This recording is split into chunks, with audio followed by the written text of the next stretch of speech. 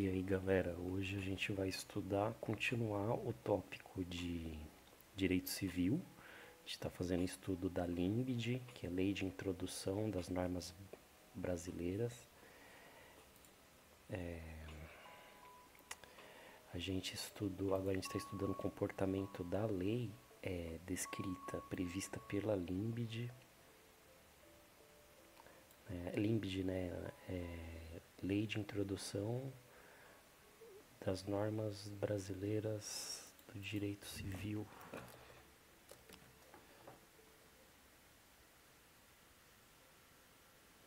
É Lei de Introdução às Normas do Direito Brasileiro. É LINBD, o significado dessa sigla, né? Assim, ela é mais conhecida por reger o direito civil, mas ela também pode surtir efeitos em outras áreas do direito. E a gente já estudou a LINBD, o seu conceito de fonte, né? As fontes pode ser uma fonte tanto por analógica, pode ser também fontes por costumes, fontes por princípios, né? São fontes secundárias. A fonte primária é sempre a lei, né? E aqui a gente está estudando agora a norma agendi, que significa a própria lei, é o comportamento da lei. E a LINBD, ela demonstra alguns comportamentos que a lei vai ter. Como exemplo, a vigência, que é o período de duração em que a lei vai ter efeito. O vigor, que é a força que a lei emana dentro do seu período de efeito, né? O vigor é a força vinculante da lei, é a força que impõe uma obrigação, né? É aquela força, o vigor é a força que impõe o efeito da lei aos destinatários e aos fatos que ela determina. Estudamos também a eficácia, que é a aptidão da norma em produzir efeitos, né? É a capacidade da norma em produzir efeitos. Estudamos a validade, normalmente a validade ela é determinada como pré-requisitos, né? A norma ela só vai ser válida se ela for processada, for originada, formada por uma forma válida, uma forma competente, por um órgão competente. Não é qualquer um que pode chegar e criar uma lei. Tem que ter a lei tem que ser criada, produzida pelo órgão que é competente para tal ação. No caso é o Poder Legislativo.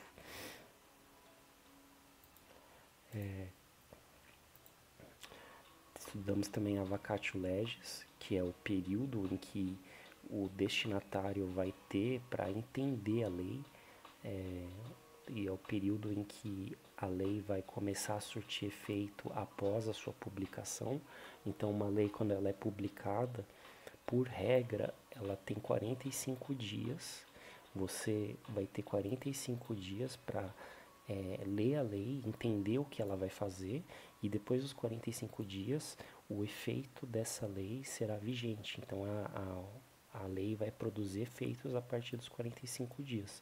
Antes dos 45 dias, não terá efeito, porque é justamente o período para você conhecer o que a lei vai fazer.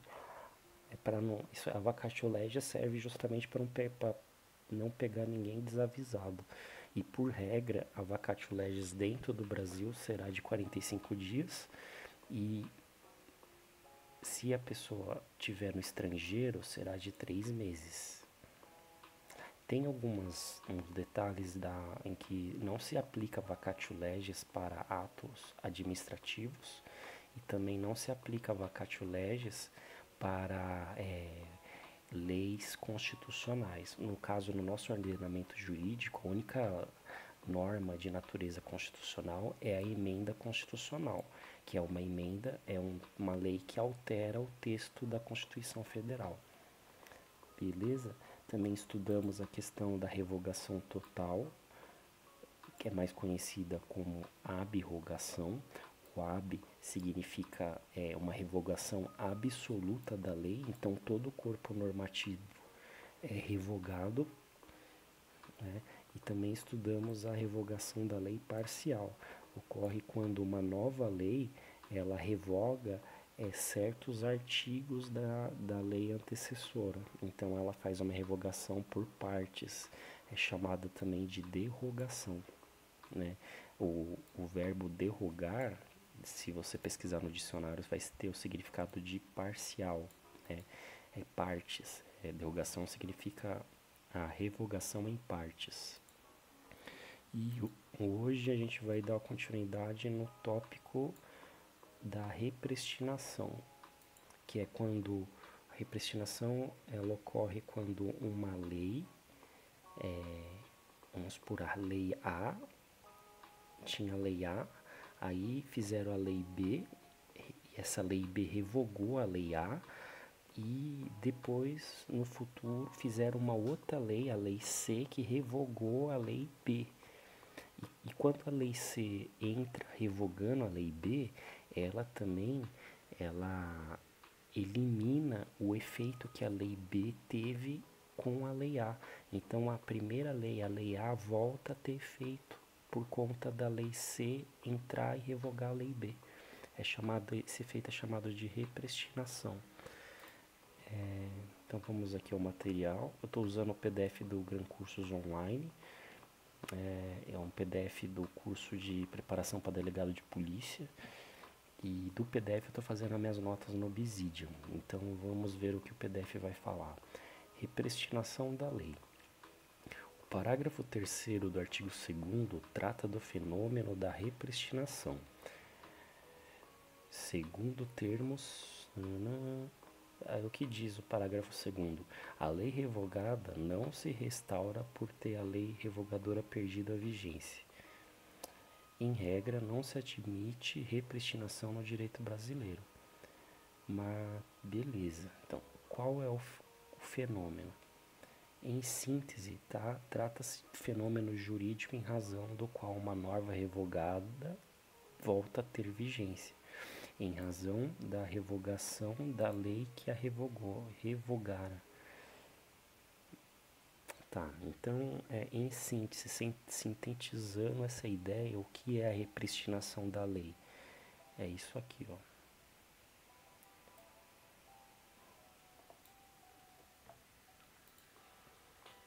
Vou fazer a minha nota aqui, ó.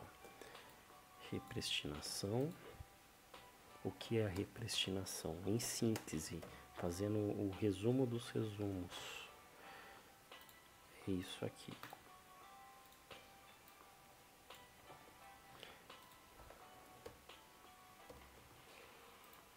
Vamos colocar assim, é o fenômeno jurídico do qual uma norma revogada volta a ter vigência.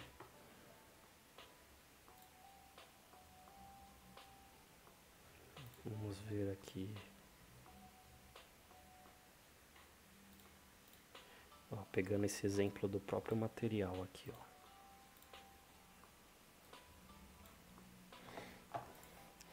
Tinha a lei A, aí veio a lei B, que revogou a lei A.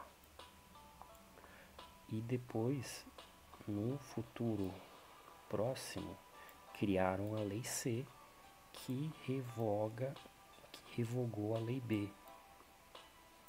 E quando a lei C entra e revoga os efeitos da lei B, tudo isso aqui todo esse efeito que ela fez na lei A é deletado, como se não tivesse existido. Então é tudo deletado. E a lei A volta a ter vigência. A lei A volta a ter efeitos. Esse é o efeito da repristinação. Aqui, ó. Se a lei C revoga a lei B,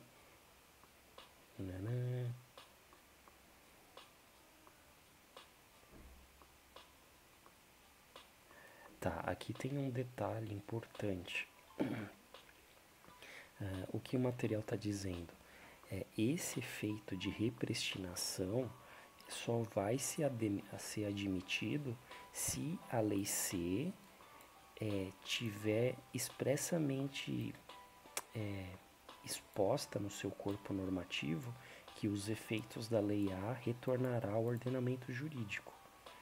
Então, em regra, a repristinação da lei, ela não é admitida. Ela só vai ser admitida se estiver expressa na lei na lei revogadora que revogar a antecessora.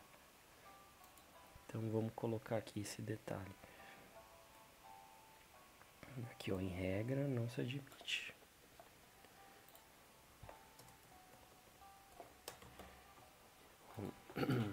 Em regra, no Brasil não se admite a repristinação. Somente será admitida se a nova lei revogadora prevê o retorno dos efeitos da antiga norma já revogada.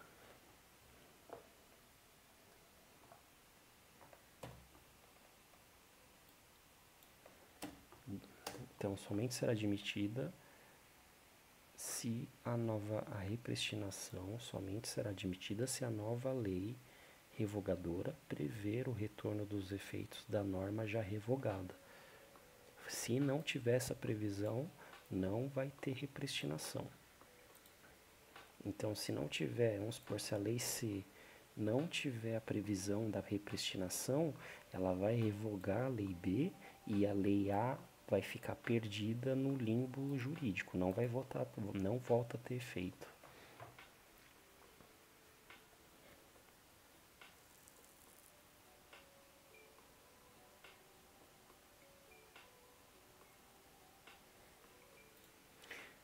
Tá, essa é a primeira hipótese que o material nos diz. Hipótese primeira. Tem também a segunda hipótese que vai habilitar o efeito da repristinação. Qual que é a segunda hipótese? Em caso de declaração de constitucionalidade da norma revogadora. Nesse caso não haverá propriamente repristinação, mas sim o efeito repristinatório previsto no direito constitucional.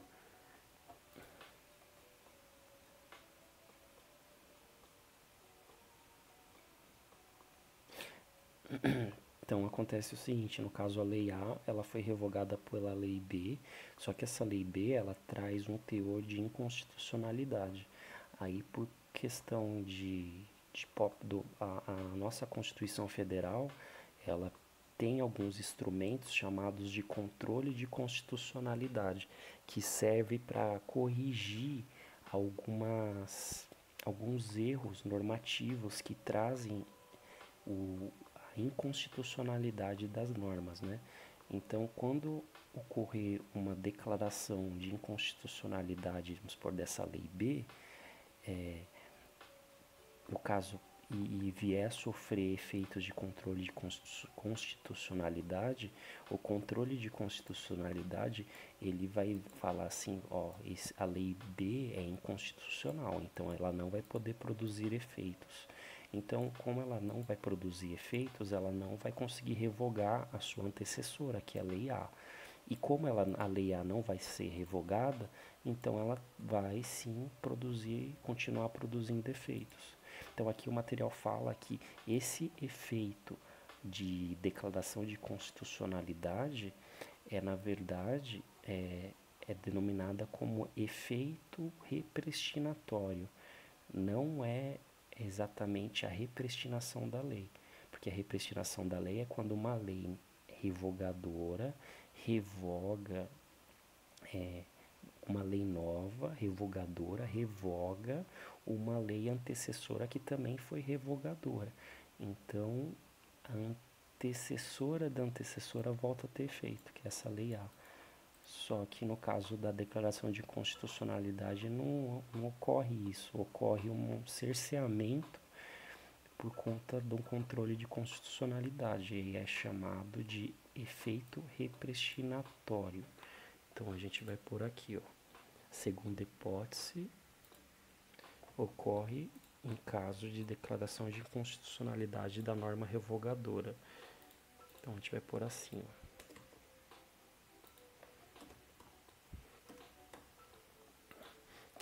Aqui vai se chamar efeito repristinatório.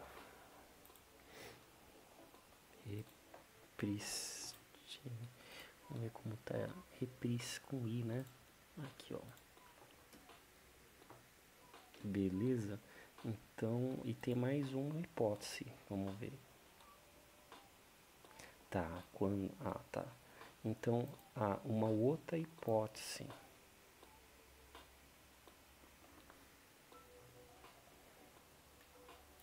Com uma lei revogada por uma MP que não foi convertida em lei. Tá.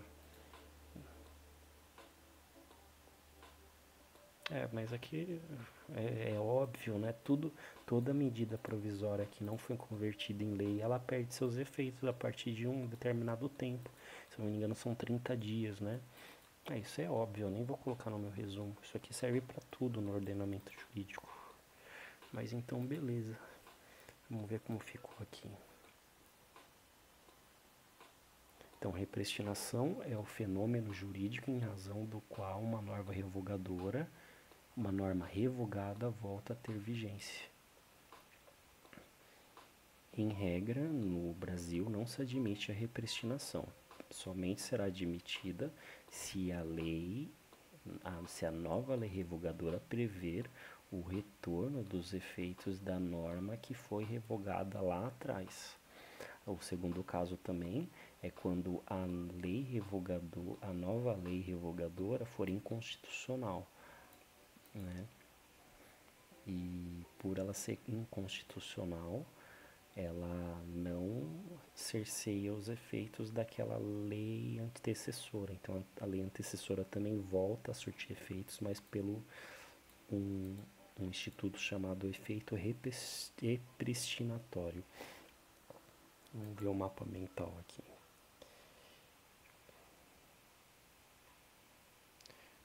É direito civil, que é português, direito civil, tá no... Aqui, ó. Direito civil é o pretinho. É a Limbid, esse cara aqui, ó.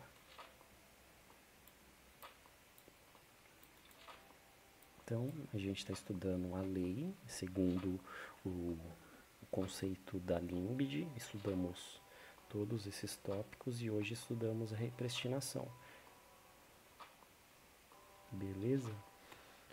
Então, valeu!